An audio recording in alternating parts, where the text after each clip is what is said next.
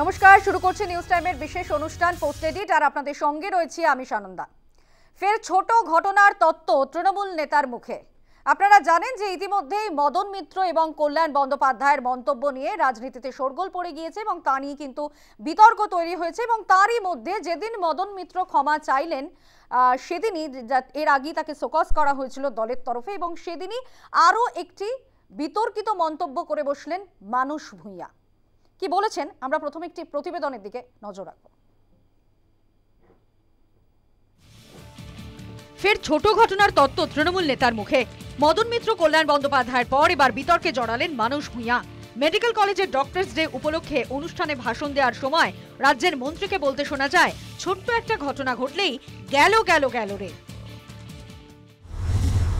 ছোট্ট একটা ঘটনা ঘটলেই গেল গেল গেল রে, কি সর্বনাশ। হ্যাঁ, ঘটনা তো ঘটে, নিজের ফ্যামিলিতে ঘটে। হাজবেন্ড ওয়াইফকে মেরে দিচ্ছে বালিশ চাপা দিয়ে, ওয়াইফ প্রেমিকের সঙ্গে ঘুরতে গিয়ে বরকে ঠেলে দিচ্ছে পাহাড় থেকে। This are the crisis of the society. ঘটনাচক্রে যেদিন মানস ভূঁইয়া নতুন করে ছোট্ট ঘটনা বলে মন্তব্য করলেন, সেদিনই তৃণমূলের আরেক নেতা মদন মিত্র দলের কাছে ক্ষমা চেয়ে নিলেন। কসবাই তরুণীকে ধর্ষণের পরে মদন মিত্র বলেছিলেন, মেয়েটি একা কেন গেল, বন্ধুদের নিয়ে গেলেই এই ঘটনা ঘটতো না। वो लड़की अगर नहीं जाता तो ये घटना नहीं घटते थे। अगर जाने का टाइम लड़की किसी को बता के जाते थे, दो सहेलियां लेके जाते थे, ये नहीं घटते। वो जो देख रहे हम, जो गंदा काम किया, वो he had taken the advantage of the situation. তখনই প্রশ্ন উঠেছিল, অভিযুক্তকে আড়াল করার চেষ্টা করছেন কামারহাটির বিধায়ক। জনতার প্রতিক্রিয়া আঁচ করে তৃণমূল মদন মিত্রকে শোকজ করে। মঙ্গলবার দলের সভাপতি সুব্রত বক্সিকে দেওয়া জবাবে মদন মিত্র লিখেছেন, আমার মন্তব্যে দলের ভাবমূর্তি ক্ষতিগ্রস্ত হওয়ায় লজ্জিত ও ক্ষমা প্রার্থী। তৃণমূলের আরেক নেতা শ্রীরামপুরের প্রবীণ সাংসদ কল্যাণ বন্দ্যোপাধ্যায়ের মন্তব্যেও বিতর্ক তৈরি হয়। তবে মদন মিত্রকে শোকজ করলেও কল্যাণ বন্দ্যোপাধ্যায়ের ক্ষেত্রে সেরকম কোনো ব্যবস্থা নেয়নি তৃণমূল কংগ্রেস। এই পরিপ্রেক্ষিতে বড় মন্তব্য করেন বিজেপি নেতা শ্রমিক ভট্টাচার্য। তৃণমূল ক্ষমতায় থাকলে অপরাধের ঘটনা বন্ধ হবে না, মন্তব্য শ্রমিকের। তৃণমূল যতক্ষণ ক্ষমতায় আছে এ ধরনের ঘটনা বন্ধ করা যাবে না। এটাকে সামাজিক ব্যাধি বলে একটা সরকার দায়মুক্ত হতে পারে না। ভারতবর্ষে এমন কোনো সরকার নেই যে এটা গ্যারান্টি দিয়ে বলতে পারে যে কোথাও কোনো ধর্ষণ হবে না। এটা কাঙ্ক্ষিত না হলেও এটা হয়ে থাকে, কিন্তু প্রশ্ন হলো সরকার বা পুলিশ কিভাবে ঘটনার পরে বিষয়টাকে অ্যাড্রেস করছে। তৃণমূল ক্ষমতায় আসার পরপরই পার্কস্ট্রিটে ধর্ষণের ঘটনা ঘটে। এরপরই মমতা বন্দ্যোপাধ্যায় মন্তব্য করেন, ছোট্ট ঘটনা। শুধু ওই একটি ক্ষেত্রেই নয়, কখনো কাকলি ঘোষ দস্তিদার, কখনো সৌগত রায়কে নির্যাতিতা সম্পর্কে অসংবেদনশীল মন্তব্য করতে শোনা গেছে বিভিন্ন ক্ষেত্রে। সেই তালিকায় এবার নতুন সংযোজন মানস ভূঁইয়া। অনেকেই প্রশ্ন তুলেছেন, অপরাধের ভয়াবহতা কমাতে এবং অভিযুক্তের শাস্তি কমানোর জন্যই কি পরিকল্পনা মাফিক ধারাবাহিকভাবে এই ধরনের মন্তব্য করে চলেছেন তৃণমূলের নানা স্তরের নেতারা? News time.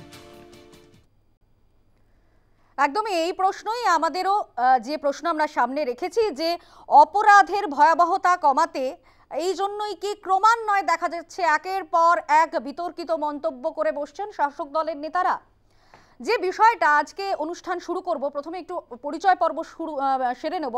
আমার সঙ্গে যারা এই মুহূর্তে রয়েছেন, প্রথমেই তৃণমূল সমর্থক দেবব্রত রয় আমার সঙ্গে রয়েছেন অনলাইনে বিজেপির প্রতিনিধি স্নেহায়ন সরকার, আমার সঙ্গে রয়েছেন কংগ্রেসের প্রতিনিধি সন্দীপা চক্রবর্তী, এবং আমার সঙ্গে যোগ দেবেন কিছুক্ষণ বাদেই সিপিআই এর রিতেশ বসাক। কত হাজার মরলে তবে মানবে তুমি শেষে, বড্ড বেশি মানুষ গেছে বানের জলে ভেসে। আজকে এই বক্তব্য এবং এই কোট করেই আজকে অনুষ্ঠান শুরু করলাম। তৃণমূলেরই একজন প্রাক্তন সাংসদের গানের কথা দিয়ে আজকে আমি অনুষ্ঠান শুরু করলাম। প্রথমে আমি দেবব্রতদার কাছে যে প্রশ্ন রাখবো, যে আর কত ঘটনা ঘটলে সেই ঘটনাকে বলা যাবে গুরুত্বপূর্ণ ঘটনা, বা সেই ঘটনাকে গুরুত্ব দিয়ে দেখা হবে, এই মন্তব্য করা যাবে? দেখুন, কোথায় কোন জনপ্রতিনিধি কি মন্তব্য করলো তার দায় মনে হয় দলের নয়, যদিও করে থাকে সেখানে দল থেকে নির্দিষ্টভাবে শোকজ করা এবং নির্দিষ্টভাবে তাকে কারণ দর্শন করতে বলে।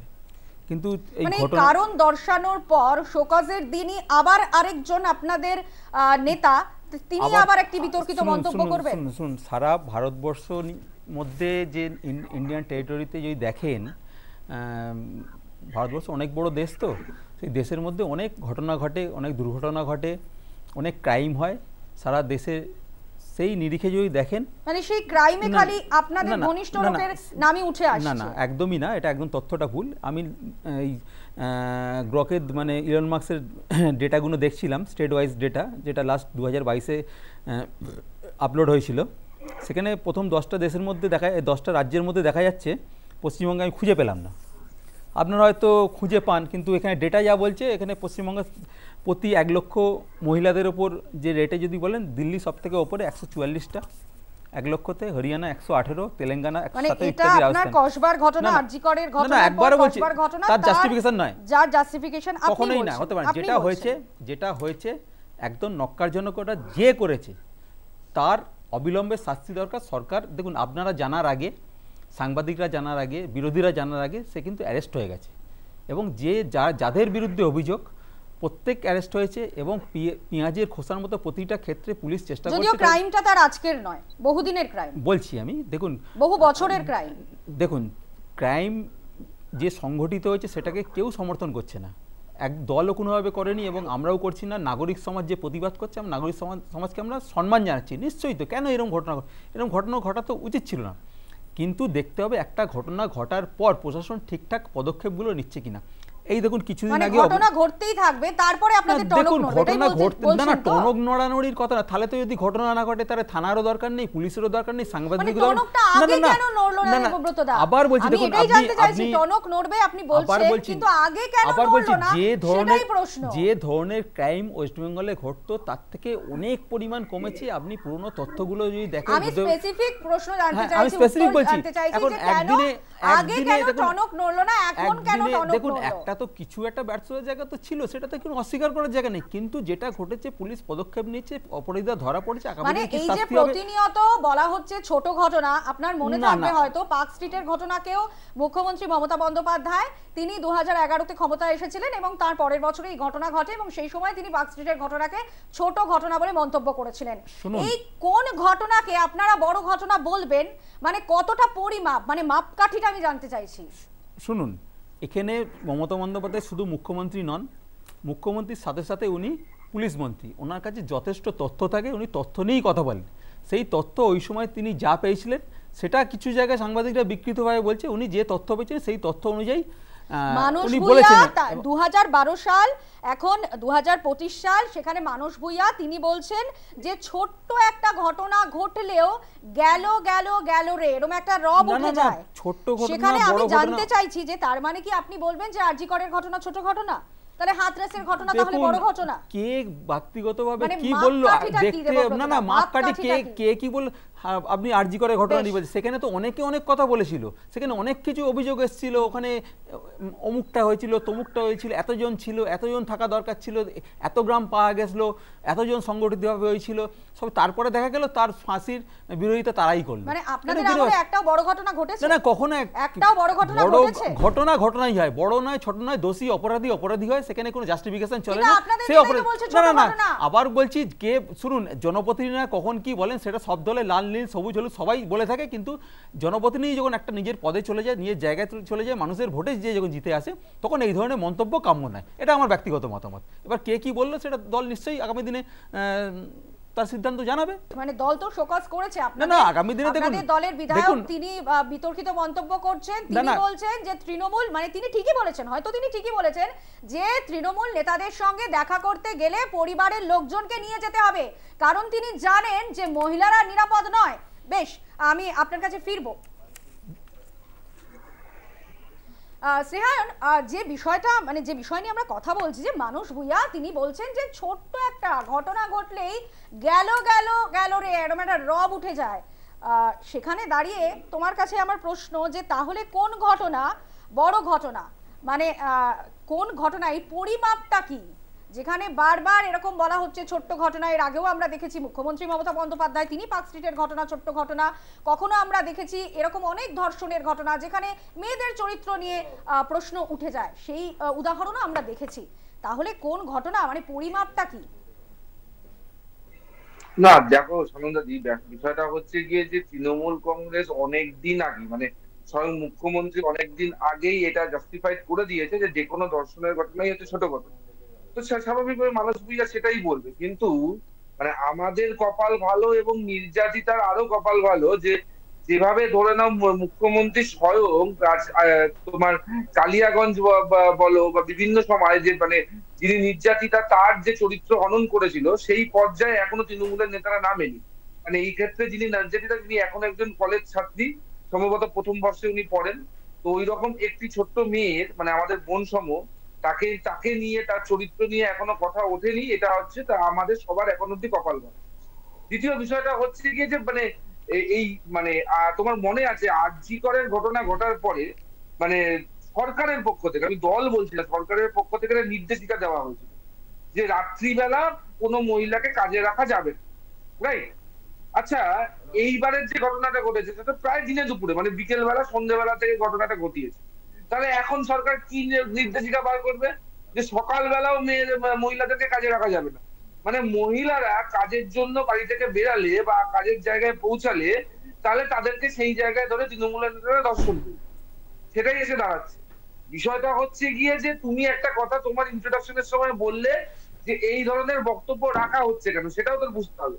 তুমি এই ধরনের বক্তব্যের একটা পর্যালোচনা করলে যে যে অভিযুক্ত তার শাস্তি যাতে লঘু করা হয়, ঘটনাটাকে ছোট করে দেখানো যায়, তার জন্য এই প্রচেষ্টা। আমি বলবো এই ঘটনা বরং তাদের যে কর্মী সমর্থক তাদের মনোবল বাড়ানো, যে তোমরা যা খুশি করো আমরা তোমাদের পাশে আছি। এটা কিন্তু ক্রাইমকে বা মানে ক্রাইম মেন্টালিটিকে, ক্রাইম সাইকোলজিকে কিন্তু বাড়াবা দিচ্ছে না। মানে তুমি দেখো যার মধ্যে এই টেন্ডেন্সিটা আছে সে যদি তৃণমূল কংগ্রেস করে, সে পরবর্তী সময় ভাববে না যে আমি যদি এই ঘটনাটা রিপিট করি তাহলে দল তো আমার পাশে থাকবে। হ্যাঁ, তা তো আমরা স্নেহায় দেখলাম সাম্প্রতিক, আমরা দেখেছি অনুব্রতর কুকথা কাণ্ডে আমরা সেই ছবি দেখেছি যে যিনি অভিযোগ করছেন অভিযোগকারীর ফোন বাজেয়াপ্ত করা হয়ে গেছে, কিন্তু অনুব্রত তিনি কিন্তু মানে তিনি একদমই তার ফোনও বাজেয়াপ্ত করা হয়নি এবং এখনো পর্যন্ত সেই অর্থে তার বিরুদ্ধে কোনো স্টেপ নেওয়া হয়নি। একবার তাকে ডাকা হয়েছিল কিন্তু তিনি থানায় হাজিরাও দেননি। সেই উদাহরণ আমরা দেখছি এবং প্রতিনিয়তই সেরকমই ঘটনা ঘটছে। সন্দীপা, আপনার কাছে এই একই প্রশ্ন নিয়ে যাব আমি। দেখুন, আপনার কথাটা ছিল যে মানুষ ভূঁইয়া বলেছে যে ছোট্ট একটা ঘটনা নিয়ে গেল গেল রব কেন উঠলো। ওইটাতে আমার একটা দুটো লাইন মনে পড়ে যাচ্ছে যে ফেটে গেল কালীরামের ঢোল। তো কালীরামের ঢোল বলবো না, এটা এখানে বলবো কালীঘাটের ঢোল। মানে কালীঘাটের টালির চালার অন্দরে যে কি মানসিকতা, তাদের যা রাজনৈতিক মানসিকতা, কি মানসিকতা বছরের পর বছর ধরে তৈরি হয়েছে সেই গোডাউনে, সেই ফ্যাক্টরির প্রোডাক্ট গুলো আজকে বেরোচ্ছে। একটা ব্যাচ খেয়ে উঠে গেছে, পার্থ চ্যাটার্জি ওরা উঠে গেছে, খেয়ে উঠে গেছে, এখন এই মনোতোষ মিশ্ররা খেতে বসেছে পাতে। আমাদের প্রশ্ন একটা জায়গায়, দেখুন অভিযোগকারিনী কে? ছাত্রী বটে, মহিলা বটে, কিন্তু তিনি কিন্তু একজন সেখানকার ছাত্র ইউনিটের, তৃণমূল ছাত্র ইউনিটের সেই ল কলেজের একটি পদে আছেন। মানে তিনি তৃণমূল করেন, তিনি টিএমসিপির একজন সদস্য বা একটি পদে আছেন। তো অভিযোগ করেছে কে? তৃণমূল। অভিযোগ কার বিরুদ্ধে? তৃণমূলের বিরুদ্ধে। এখানেই দাঁড়িয়ে বলবো যে আমরা বিরোধী, আমরা সাধারণ মানুষ, আমরা ছেড়ে দিন। আজকের দিনে তৃণমূলের হাতে সেফ না। সে মহিলা হোক, সে বকরি কাণ্ডে বকরার লড়াইতে বাচ্চা থেকে শুরু করে বৌরা বা বাড়ির ছেলেরা তারা হোক, বা মুর্শিদাবাদ বা মালদাতে বাবলু, হয়তো মাননীয়ার খুব ফেভারিট একজন লোক ছিলেন বাবলু, তার খুন হয়ে গেছে একজন তিওয়ারির হাতে, সে আবার তৃণমূলের হাতে সুরক্ষিত না। আমি আপনাদের চ্যানেলে এসে অন্তত 1-2 বছর আগে বলেছিলাম যে তৃণমূল এখন ভাগাড়ে পরিণত হয়েছে, শকুনের মতো নিজেদেরকে ছেড়ে খাচ্ছে। এইখানে বিরোধী শূন্য করতে করতে আপনারা বলবেন যে রাজনীতি করবেন না। আরে ভাই, রাজনীতি করবেন নাটা আবার কি? এখানে রাজনীতি করতে গিয়ে একটা মেয়ে সে শারীরিক মানসিক সব রকম ভাবে সে নির্যাতিতা হয়েছে, তো সেটাকে আমরা রাজনীতির আঙ্গিনায় আনবো না, সেটাকে শুধুমাত্র একটা ওই বিচ্ছিন্ন বিক্ষিপ্ত ইত্যাদি ইত্যাদি দুর্ভাগ্যজনক ঘটনা ইত্যাদি ইত্যাদি বলে আমরা কাটিয়ে দেব। মানে কিছুক্ষণ আগে দেবব্রত বাবু বলছিলেন যে ক্রাইম ইন্ডেক্সে পশ্চিমবঙ্গের নাম নেই, নাম কি করে যাবে? আপনাদের সরকার পাঠায়, রিপোর্ট পাঠায় প্রপারলি, ডেটা ট্যাম্পার করে, ঠিক করে রিপোর্ট পাঠায় না। আর আপনি বলছেন যে আপনি পার্ক স্ট্রিটের ঘটনা টানছেন, কামদুনি আমরা ভুলে গেছি। তারও আগে আমরা যদি যাই, সরকারে তখনও আসেনি তৃণমূল কংগ্রেস। তাপসী মালিককে কিভাবে নৃশংসভাবে 18 বছরের একটি বাচ্চা মেয়েকে খুন করে, রেপ করে, গণধর্ষণ করে তাকে জ্বালিয়ে দেওয়া হলো। তাপসী মালিকের বাবা পরে বললেন যে মাননীয়ার লোকেরা, দিদির লোকেরা এগুলো করেছে প্ল্যান করে করে, তৎকালীন সরকারের ওপর সেই অভিযোগটা চাপিয়ে দিয়েছে। একটা কথা বলি না, আপনি বলবেন না, 97 সালে আমি দূরে আছি। হ্যাঁ ঠিক আছে, বলে নিন, উত্তর দিচ্ছি। বেশ, সন্দীপা। হ্যাঁ, তো সেটাই বলবো, আপনি বলবেন দাদা, আপনি উত্তর দেবেন আমাদের প্রশ্ন। সন্দীপা, আপনার বক্তব্য। আপনারা সরকারে আছেন। দেবব্রত বাবু বললেন যে ঘটনা না ঘটলে পুলিশ কিসের জন্য আছে, থানা কিসের জন্য আছে? দাদা, থানা পুলিশ এই জন্য থাকে যেন ঘটনা না ঘটে। তো তৃণমূল আজকের দিনে মনে করছে ঘটনার জন্যই থানা আছে, পুলিশ আছে, মানে ঘটনা না ঘটলে পুলিশের রিক্রুটমেন্ট হবে না, পুলিশের ঘরে চাল ডাল জুটবে না, থানাগুলো চলবে না, থানাগুলোর যারা ছোট বড় মেজো যারা আছে, পুনপটি যারা আছে লোকাল থানাগুলো, তারা মার্কেটে বেরিয়ে তারা তোলাবাজি করে তৃণমূলের ফান্ডে টাকা দিতে পারবে না। তো সেই জন্য ঘটনা ঘটে, সেই জন্য থানা আর পুলিশ আছে। কতটা নিকৃষ্ট মানের দলে তৃণমূল হতে পারলে এই কথাগুলো বলতে পারবে।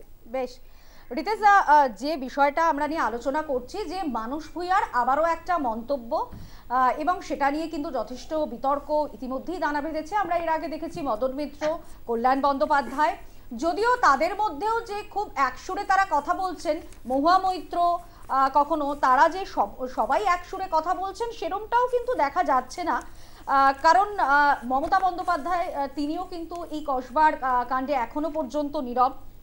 তিনিও কিন্তু টিএমসিপির অনুষ্ঠানে যেতেন নিয়মিত, আমরা যতটুকুনি জানি। কিন্তু বিষয়টা হচ্ছে এখনো তিনি নীরব, অভিষেক বন্দ্যোপাধ্যায়ও নীরব। কিন্তু বিষয় হচ্ছে যে মদন মিত্র তিনি বলছেন যে মেয়েটি একা কেন গেল, বন্ধুদের সঙ্গে নিয়ে যেতে পারতেন। তাহলে গিয়ে মদন মিত্র কোথাও জানেন যে মহিলারা তৃণমূল নেতাদের কাছে নিরাপদ নয়, মানে তাদেরকেও পরিবারের লোকজনকে নিয়ে যেতে হবে, এরকম একটা পরিস্থিতি। রিতেশ দা, তারপর মানুষ ভূঁইয়ার এই মন্তব্য। না দেখো, পশ্চিমবঙ্গের নারীরা কতটা সুরক্ষিত বা কতটা নিজেদেরকে সুরক্ষিত মনে করেন সেটা পশ্চিমবঙ্গের নারীরা বলতে পারবেন। হ্যাঁ, এইটার ক্ষেত্রে তারা তাদের ব্যক্তিগত অ্যাসেসমেন্ট করলেই ভালো, যে তারা বুঝতে পারবেন যে সরকারটা কীরকম চলছে।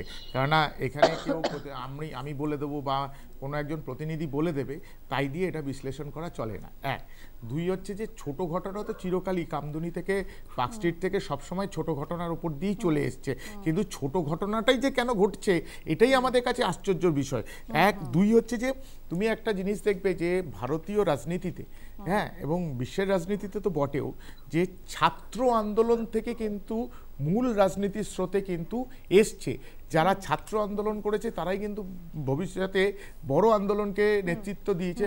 আমরা যদি ছাত্র আন্দোলনের প্রথম শহীদ ক্ষুদিরাম বসুর কথা বলতে পারি, আমরা নেতাজি সুভাষচন্দ্র বসুর কথা বলতে পারি, তারা যে রাস্তা দেখিয়েছে, এমনকি মানে সেখানে দাঁড়িয়ে আরও যারা ছাত্র আন্দোলন থেকে উঠে এসছে, এমনকি অটল বিহারী বাজপেয়ীও তো একসময় ছাত্র আন্দোলন থেকে উঠে এসছে। অর্থাৎ স্টুডেন্ট ইউনিয়ন রুমটা হচ্ছে একটা পবিত্র স্থান। পবিত্র স্থান এই কারণেই যে ওই ইউনিয়ন রুমে তর্ক হবে, চর্চা হবে, রাজনৈতিক পরিস্থিতি নিয়ে আলোচনা হবে। কিন্তু বর্তমানে তৃণমূল আমলে এই ইউনিয়ন রুমগুলো তোলাবাজির পীঠস্থান হয়ে গেছে। 8 বছর ধরে ওইখানে কোনো নির্বাচন হয় না। তাহলে একজন নতুন ছাত্র বা ছাত্রী সে এসে একজনকে বললো ও হচ্ছে ইউনিয়নের দাদা। আরে ইউনিয়নে ইলেকশন হয় না, ইউনিয়নের দাদা হয় কি করে? আমার প্রশ্ন হচ্ছে সেইটা, যে ইউনিয়নের দাদা, তাহলে কেন প্রিন্সিপাল বা ভাইস প্রিন্সিপালরা কেন ইউনিয়ন রুমগুলোকে তালাবন্ধ করছেন না? কেন বলছেন না যে যখন ইউনিয়নের ইলেকশন হবে তারপরে গিয়ে ইউনিয়ন রুম খোলা হবে? তাহলে তো বোঝা যাবে। এখন নতুন একটি ছাত্রছাত্রী যখন কলেজে ঢুকছে, সে সবসময় তার উপরের স্তরের তাকে যখন বলা হচ্ছে যে সে ইউনিয়ন রুমে বসে, এই অমুক ইউনিয়ন রুমে দেখা করিস। এই যে ইউনিয়ন রুমের একটা এমন একটা জুজু, যে জুজুতে ওখানে গিয়ে দেখা করতে হবে, না দেখা করলে ভবিষ্যতে আমার কলেজে থাকাটা ক্ষতিকারক হয়ে যাবে, এই কারণেই কিন্তু অনেক ছাত্রছাত্রীরা ওই ইউনিয়ন রুমে যায়। একটা সময় আমাদের সময় যখন পড়ুয়ারাও তো মুখ খুলেছে, আপনি জানবেন হয়তো রিতেশ দা, তারাও তো বলছেন মনোজিৎ সম্পর্কে যে একেবারে জুজুর সমানই। মনোজিৎ মিশ্র যেভাবে তার দাপট চালিয়েছে, কুকীর্তি চালিয়েছে, সেটা তো স্পষ্ট। এবং তার থেকে বড় কথা, কল্যাণবাবু একটা কথা বলেছেন যে সহপাঠীরা সহপাঠীদেরকে মলেস্ট করছেন। হ্যাঁ, এর আগে উনি বলেছেন ডাক্তাররা ডাক্তারদের মলেস্ট করছে। তার মানে কি হচ্ছে, পরের দিন বলবে যে নাগরিকরা নাগরিকদের মলেস্ট করছে, তাহলে তার মধ্যে আমার কোনো দায় নেই। অর্থাৎ রাষ্ট্র ব্যবস্থার ক্ষেত্রে বলবেন যে, এখন বলবেন যে এটা তো সামাজিক অবক্ষয়। তাহলে রাষ্ট্রতে তোমাকে রাখা হয়েছে সামাজিক অবক্ষয়কে রোখার জন্য, সামাজিক অবক্ষয়কে কমিয়ে আনার জন্য। তুমি যদি সামাজিক অবক্ষয়কে ইন্ধন দাও, তাহলে তো সেই সামাজিক অবক্ষয় আরো বেশি হবে। বেশ, রিতেশ দার বক্তব্য প্লিজ। দেবব্রত দা বলবো, এই যে সামাজিক ব্যাধি কমিয়ে আনতে হবে, একদম সঠিক কথা বলেছেন। এবার যদি তথ্য নিয়ে যদি কমিয়ে আনতে বলি না, আমি এই যে বলছে বেশি না, একটু পিছনে চলে যান। 1997 সালে মাননীয় বুদ্ধদেব ভট্টাচার্য, তখন তো পুলিশ মন্ত্রী ছিলেন, উনি তথ্য দিয়ে বলছেন ওই সময়ের মধ্যে প্রায় 22,000 রাজনৈতিক খুন হয়েছিল, একদম তথ্য দিয়ে। তারপরে চলে এলো মানে প্রশ্নোত্তর পর্বে, এবং 2009 সাল নাগাদ ওনার প্রশ্নোত্তর পর্বে সম্ভবত মানস ভুঁইয়া ওই সময় প্রশ্ন করেছিলেন। শেষে উনি উত্তর দিয়েছিলেন 2234টা ধর্ষণ কেস হয়েছে, এবং রাজনৈতিক ওনার সময়, ওনার যে 9 বছরের টেন্টিয়ার ছিল, 9 বছর 8 বছরের, ওই সময় 2300 কিছু মানে রাজনৈতিক খুন হয়েছে। এই যে কমিয়ে আনার কথা বলছেন, আমি তথ্যটা দিয়ে দিলাম। এই সামনে রিতেশ দাকে ভালো করে দেখে নিন, এই ভদ্রলোককে দেখে নিন, এই রিতেশ বাবু স্কুলে না একদম দেখে নিন, আমি স্পেসিফিক বলছি। ওই যে মানে যে অভিযুক্ত, ওই ম্যাঙ্গো নাকি মানে ডাক নাম, এরা স্কুলে পড়তেন, ইনি একজন শিক্ষক, মানে মিত্র স্কুলে পড়ান। তার দায় কি এনাকে নিতে হবে? নিতে হবে না তো, নিশ্চয়ই না। এই যে একজন দেখুন, এই যে 3-4 দিন আগে আপনি দেখবেন, এই যেদিন ঘটনাটা ঘটেছে, এই ভারতীয় জনতা পার্টির এই যে সোমনাথ এরকম একটা ঘটনা ঘটছে দেবব্রত দা, আরজিকর ঘটেছে, তারপর আবার এরকম একটা ঘটনা, শুনুন, কিছু কিছু বলছেন রাজ্য প্রশাসনের না, আমরা কিছু জায়গায় এই কথা মানে দেবব্রত দার অপদার্থতা আমাকে একটু প্রমাণ করতে দাও। আমাকে একটা তুমি বলবে তো, আগে বলে পাবে, শুনে নাও তারপরে। কিছু ক্ষেত্রে আমরা দারুণ প্রতিক্রিয়াশীল, দারুণ। এই কদিন আগে এই যে আমার কাছে এফআইআর কপি রয়েছে, কার্তিক মহারাজ একটা কথা, একজন 3জন প্রতিনিধি রয়েছে, 3টে রাজনীতি, একটা কথা বলতে শুনলাম, একদম তখন একদম সব একদম মুখ বন্ধ, স্পিক নট, তখন কোনো প্রতিক্রিয়া নেই। কিন্তু যেই এখানে হলো নিশ্চয়ই বলবে, কেন বলবে না? তখন একদম প্রগতিশীল, প্রোগ্রেসিভ, একদম হই হই করে এগিয়ে এলাম। শুনুন, না দায়, আরে সামাজিক ব্যাধি রোধ করার জন্য আইন দরকার, কঠিনতর আইন দরকার। এই কেন এরাই বলা দিয়েছিল আরজি করার ক্ষেত্রে, অভিযোগ দায়ের করা হয়েছে, কি করেছে প্রশাসন আরজি করার ক্ষেত্রে। আমি একটু বলি, তুমি একটু থামালে, লাউড স্পিকারটা একটু থামাও, তাহলে আমাকে একটু বলতে দাও। এবার হচ্ছে একটু বলতে দাও। এক হচ্ছে যে আইন শৃঙ্খলা রাখার দায়িত্ব পুলিশে। এবার তোমার ঘরের মধ্যে যদি ডোমেস্টিক ভায়োলেন্স হয়, পুলিশ ইন্টারফেয়ার করবে না? করা উচিত কি উচিত না? এই স্টুডিওতে যদি কারোর উপরে যদি কোনো আঘাত আসে, পুলিশ ইন্টারফেয়ার, তার মানে কি পুরো ইয়ের দায় কি পুরো? এরা প্রশাসনটা বোঝে না, এরা প্রশাসনটা বোঝে না, এরা শুধু টাকা কামাবার জন্য প্রশাসনে এসেছে। এদের মূল কর্মস লক্ষ্য হচ্ছে কি করে টাকা কামাবো, টাকা ছাড়া এরা কিছু বোঝে না। প্লিজ দেবব্রত দা, রিতেশ দা।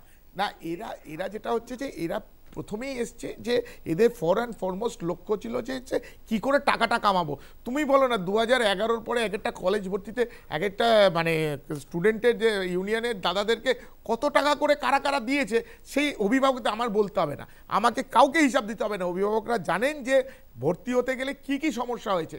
আবার এইটাও দেখো যে ইউনিয়ন রুমের অভ্যন্তরে যদি কিছু ঘটে থাকে, তার প্রথম দায় হচ্ছে প্রিন্সিপালে, সে হচ্ছে হেড অফ দ্য অথরিটি, সে সবার হচ্ছে ওপরে। তিনি যদি রিয়াক্ট না করেন, তিনি যদি ইমিডিয়েট দেন স্টেপ না নেন, তিনি যদি, যে ছেলেটার ওপরে এতগুলো অভিযুক্ত, আমি ধরেই নিলাম, এখন তো বোঝা যাচ্ছে, আগে তো জানতাম না, এতগুলো অভিযোগ থাকা সত্ত্বেও কি করে জিবি এই একটা মানে এনওসি দিয়ে দেয় একজনকে, এই অভিযুক্তকে, একটু ধরে যে দিই, ধরে চাকরি দিই করার দাদা। জন্য, চাকরি করবার জন্য। সেটা তো আরে জিবিরও তো একটা দায়িত্ব আছে যে ব্যাকগ্রাউন্ডটাকে চেক করা।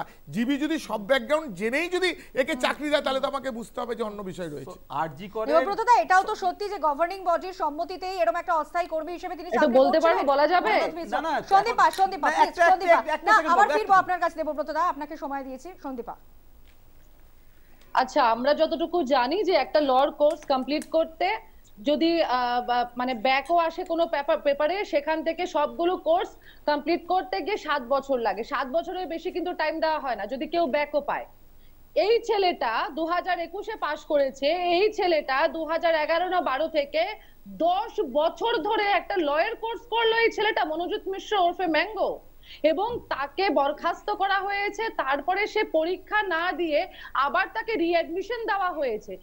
কার বলে, কোন জাদু বলে, কি এরকম মধু আছে এই মনোজিৎ মিশ্রের মধ্যে, যে মনোজিৎ মিশ্রকে অভিষেক ব্যানার্জি থেকে শুরু করে তৃণমূলের যত ধরনের উচ্চ নেতৃত্ব, হাই প্রোফাইল নেতা আছে, সবার একদম পেছনে আপনি আমি দাঁড়াতে পারবো? দেবব্রত বাবু দাঁড়াতে পারবে? এত যে তৃণমূলের হয়ে গলা ফাটাচ্ছে উনি দাঁড়াতে পারবেন? তাদের আশেপাশে চতুর্দিকে দাঁড়াতে পারবেন না। কিন্তু এই ছেলেটা পেরেছে। কিসের মধু আছে এই ছেলেটার মধ্যে যে তৃণমূল ওকে ছাড়ছিল না বারবার, এবং ও ক্যামেরা ভাঙচুর করেছে, ও কি ছুরি ওর কাছে বরামত হয়েছে, বা ও কাউকে ছুরি দিয়ে আঘাত করেছে, তারপরে ওকে রাস্ট্রিকেট করা হয়েছে। ওর বাবা অবধি ওকে ত্যায্য পুত্র করে দিয়েছে, ওর মা বলেছে ওর বাবা অবধি ওকে ত্যায্য পুত্র করে দিয়েছে। ঘটনাটা হলো, তৃণমূল করতে গেলে আপনাকে অনেক উচ্চ মানের, উন্নত মানের ক্রিমিনাল হতে হবে, তাহলে গিয়ে আপনি তৃণমূলের সম্পদ হবেন। যেরকম ভাবে মনোজিৎ মিশ্র আজকের দিনে তৃণমূলের সম্পদ হয়েছে। আমাদের কথা একটা জায়গায়, যে এত কিছু জানার পরেও মনোজিৎ মিশ্রকে কেন আড়াল করা হয়েছে এতগুলো বছর ধরে? আজকে এই মেয়েটি যে তৃণমূল করছে, আবারও বলছি, তৃণমূলের দ্বারা আক্রান্ত, তৃণমূলের দ্বারা ধর্ষিতা হয়েছে, তৃণমূলের দ্বারা শারীরিক মানসিক সব রকম ভাবে নিগৃহীতা হয়েছে, নির্যাতিতা হয়েছে।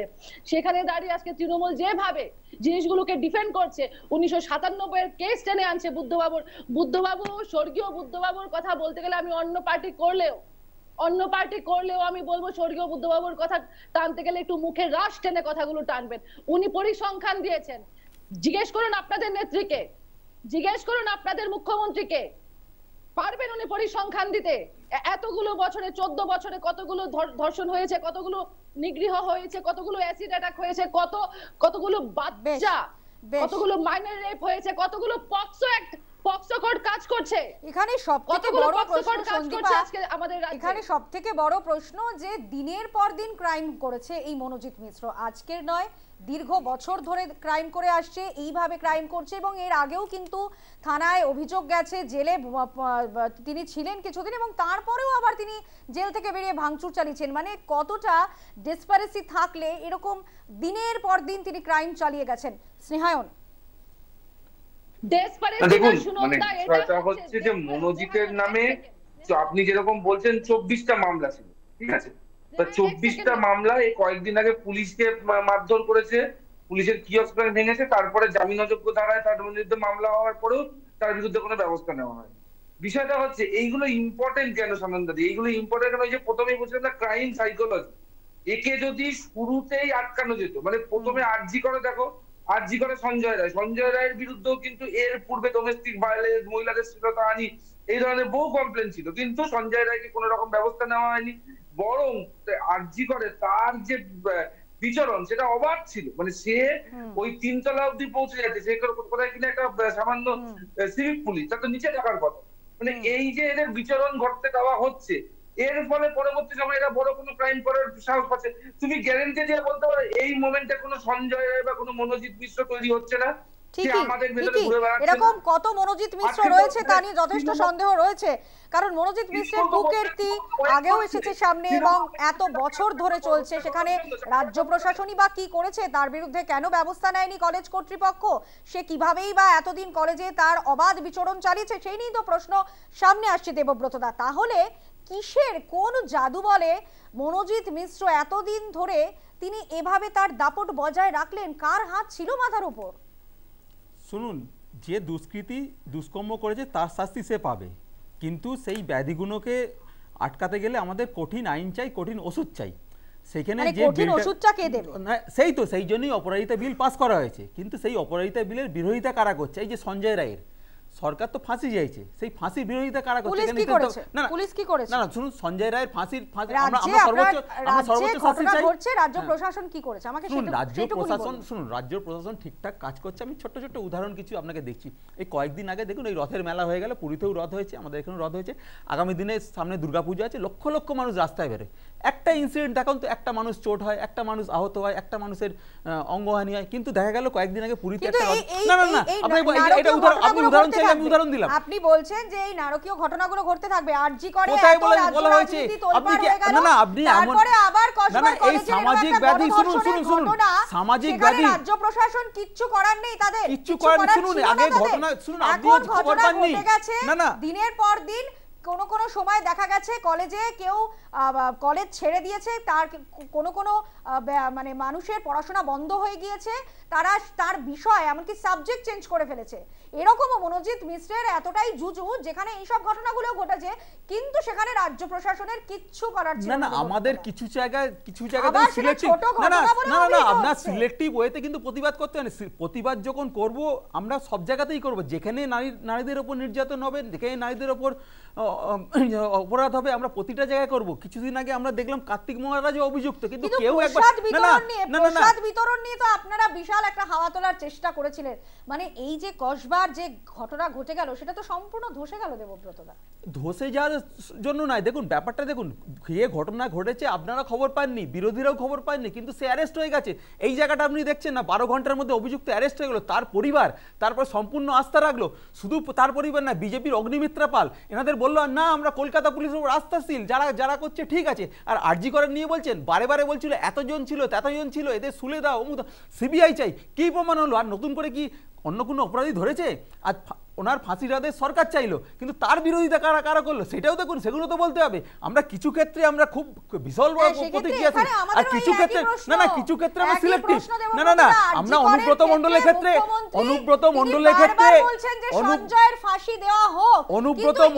ক্ষেত্রে আমরা ভীষণ ভোকাল, কিন্তু মীনাক্ষী মুখার্জির ক্ষেত্রে আমরা ভোকাল নই। না না, এই ঘটনা কসবার ঘটনায় নীরব কেন? তিনি তো সঞ্জয়ের ফাঁসি নিয়ে বারবার সরব হয়েছেন, তাহলে এই ঘটনায় তিনি এত নীরব কেন? কিন্তু দেশের আমাদের নির্দিষ্ট আইন রয়েছে, নির্দিষ্ট ধারায় তাকে মামলা করা হয়েছে। এখন করতে না, নিশ্চয়ই আছে, দেশের আইনের ঊর্ধ্বে কেউ নয়।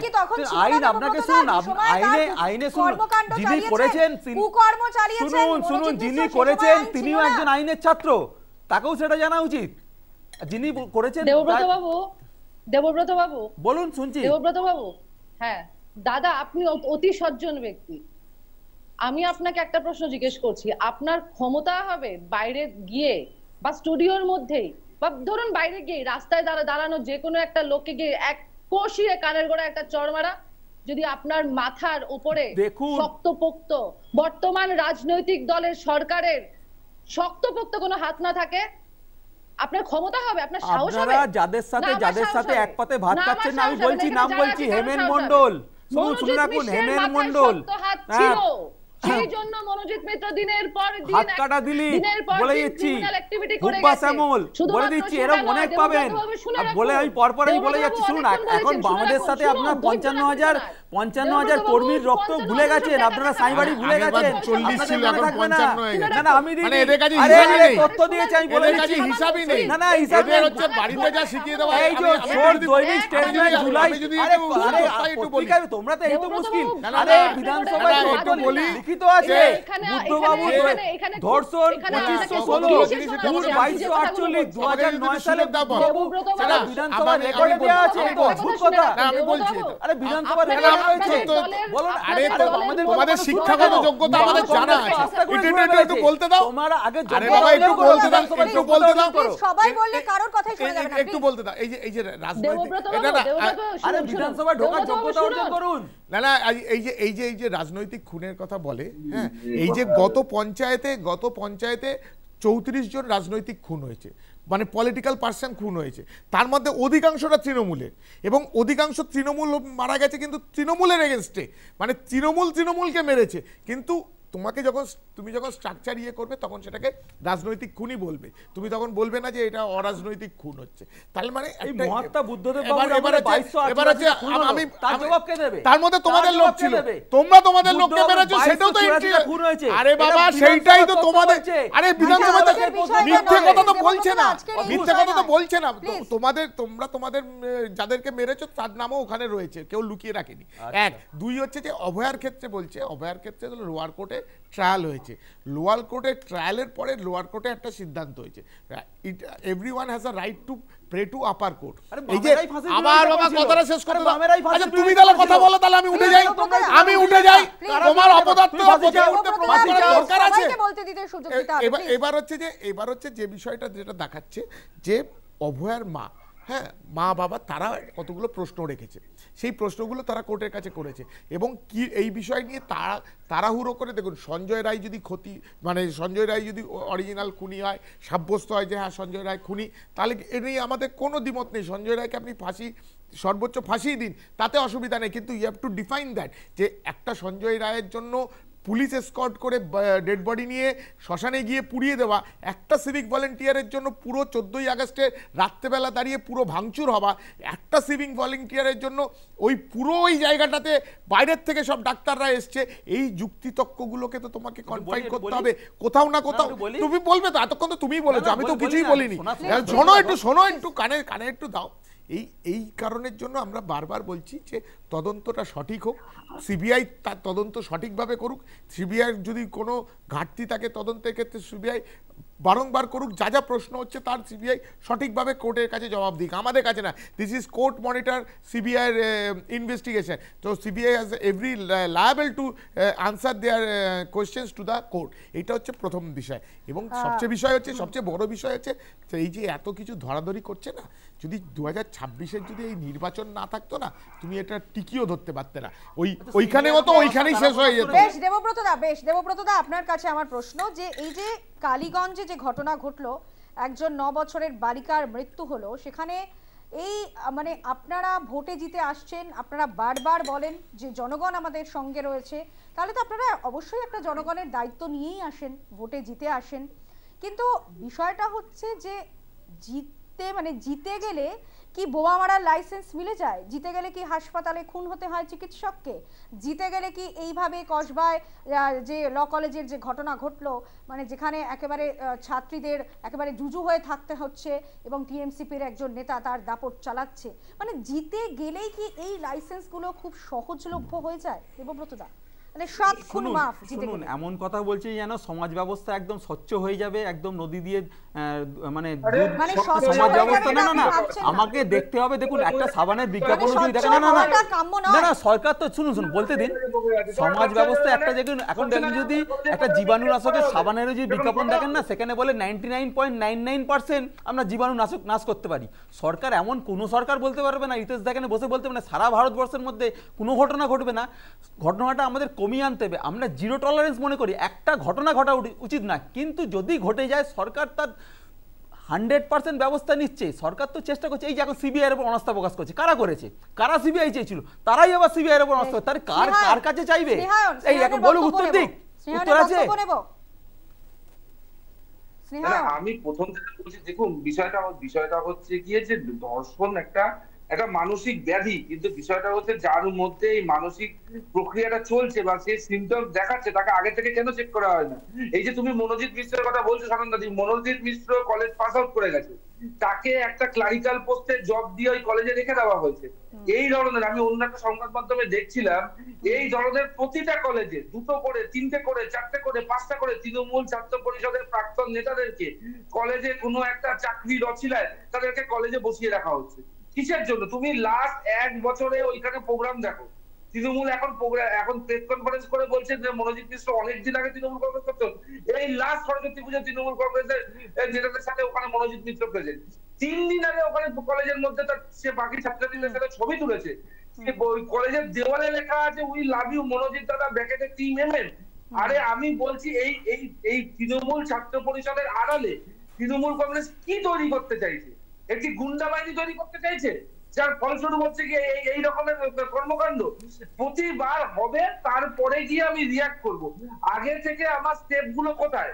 আমি ধর্ষণ হবে এটা ঠিকই কথা, পুলিশের জানার কথা না, কিন্তু মনোজিৎ মিশ্রর মধ্যে যে ক্রিমিনাল টেন্ডেন্সি ছিল, এটা তো আপনার কাছে আমার একটা প্রশ্ন রয়েছে যে আমরা মানছি যে তৃণমূল কংগ্রেস ভোটে জিতছে, তাদের জনসমর্থন, তারা বারবার বলছেন যে মানুষ তাদের সঙ্গে রয়েছে, কিন্তু পরের পর যে ঘটনা স্নেহায়ন আমরা দেখতে পাচ্ছি, একদিকে আরজি কর, আমরা ডিএ মামলায় হার, তারপর 26,000 চাকরি বাতিল, এরকম নানান ঘটনায় ভোটে জিতলেও কোথাও কি একটা নৈতিক পরাজয় কি হচ্ছে, যার তারপরেই কি মানে এরকম একটা একের পর এক মন্তব্য করে বসছেন শাসক দলের নেতারা? তো মুখ্যমন্ত্রী বা নীরব কেন, এই প্রশ্ন আমি দেবব্রতদার কাছে রাখবো, কিন্তু বিজেপি তার তো মানে একটা রেসপন্সিবিলিটি রয়েছে, মানে একটা রেসপন্সিবল স্ট্যান্ড তো বিজেপি নিতে পারছে না, মানে সেটা তো দেখা যাচ্ছে না, একটা ভ্যাকিউম কোথাও গিয়ে কিন্তু দেখা যাচ্ছে, যেখানে মানুষ বিশ্বাস করতে পারছে না যে বিজেপি একটা ভালো দল বা বিজেপি এটা সমাধান করতে পারবে। তাহলে কোথাও গিয়ে তোমাদেরও কি একটা ভ্যাকিউম মানে তৈরি হয়েছে বা দেখা যাচ্ছে, মানে সেটা কোথায়? দেখুন সারদাদি, প্রথম কথা হচ্ছে যে এই ব্যাধিগুলো বা এই ধরনের ক্রাইম কে কিভাবে ট্যাকেল করতে হয়, মানে সেই গঠনমূলক আন্দোলনটা দেখা যাচ্ছে না স্নেহায়ন, আমি যেটা বলতে চাইছি। না আমি তোমাকে বলছি, এই কসবা ল কলেজ যে ঘটনা যবে থেকে সামনে এসে তার পরবর্তী সময় থেকে প্রতিটা দিন বিজেপি রাস্তায় আছে, সেটা কসবা ল কলেজের ঘেরাও করা থেকে শুরু করে কিংবা কসবা থানা হোক কিংবা জেলায় জেলায় আমাদের প্রতিবাদ হচ্ছে। কিন্তু আমি বলছি প্রশাসনিক স্তরে এইটাকে মোকাবিলা করার জন্য প্রশাসনিক স্তরে কিন্তু এখনো আপনাকে দেখতে হবে, এখনো কিন্তু বিজেপি কোনোদিন পশ্চিমবাংলায় সরকার পরিচালনা করেনি। তাই বিষয়টা হচ্ছে এটাকে কিভাবে প্রশাসনিক স্তরে এটাকে ট্যাকেল করা যায়। এই যে আমি বারবার বলছি দুটো ওয়ে আউট আছে, একটা কিন্তু শুধুমাত্র প্রশাসনিক স্তরে করলে হবে না, এটা কিন্তু দলীয় স্তরেও করতে হবে। এই যে যাদের মধ্যে ক্রিমিনাল টেন্ডেন্সি দেখা যাচ্ছে তাদেরকে যদি আগে থেকে তাদেরকে চেক করা যায়, তাদেরকে আগে থেকে সতর্ক করা যায় বা তাদের বিরুদ্ধে ব্যবস্থা নেয়, তাহলে কিন্তু এটা চেক করা যাবে। কিন্তু বারংবার এদেরকে প্রশ্রয় দেওয়াতে এই ঘটনাগুলো কিন্তু ঘটছে। আমাদের বক্তব্য হচ্ছে আমরা এই ঘটনার প্রথম থেকে রাস্তায় আছি, আমরা কালকেও রাস্তায় নামছি, আমাদের ফ্যাক্ট ফাইন্ডিং টিম পর্যন্ত এখানে পৌঁছেছে, তাদেরকে কলেজে ঢুকতে দেওয়া হয়নি সেটা আলাদা কথা। কিন্তু আমি বলছি তৃণমূল কংগ্রেসের পক্ষ থেকে আজকে তো এখানে বিজেপি বিরোধী দল, বিজেপি মুখ খুলছে, কিন্তু যার মুখ খোলার কথা, যে পুলিশ মন্ত্রী, যে মুখ্যমন্ত্রী, সে এখনো কেন নীরব? তার দলের যে second in command Abhishek Banerjee, সে এখনো কেন নীরব? তারা কবে সন্দীপা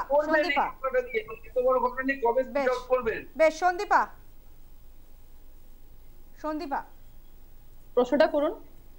সন্দীপা, যে বিষয়টা নিয়ে আমরা আলোচনা করছি আর কি, যে মানে ভোটে জিতলেই কি যা খুশি করতে পারা যায়, সেই নমুনাই তো আমরা দেখছি পরের পর, মানে ভোটে জিতেছি তো 7 খুন মাফ।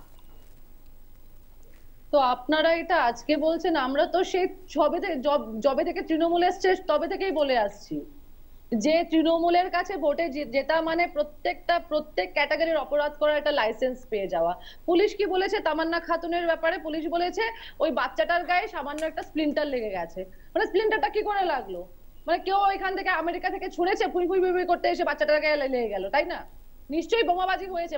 সেখানে প্রত্যেকটা বাড়িতে যারা তৃণমূলের বিরুদ্ধে ভোট দিয়েছে, বিশেষ করে বাম এবং কংগ্রেস, তাদের বাড়িতে বোমাবাজি হয়েছে, যার ফলে তামান্না খাতুন বাচ্চাটার মৃত্যু হয়েছে।